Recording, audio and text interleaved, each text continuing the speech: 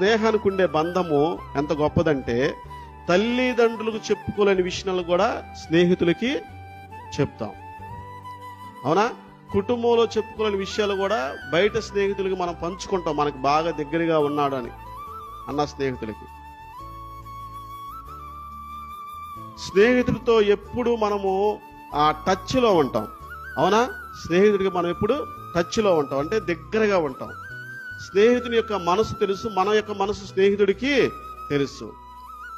దీని యొక్క ఆంతర్యం యొక్క అర్థాన్ని మనం ఆధ్యాత్మిక జీవితంలో తీసుకుంటే దేవునికి మనకి స్నేహబంధం లాంటి సంబంధం కలిగి ఉన్నాడంట. దేవుని స్తోత్రం, హల్లెలూయా.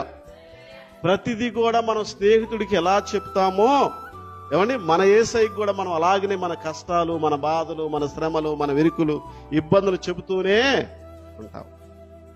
ప్రైజ్ లార్డ్, హల్లెలూయా. అది స్నేహితులకుండా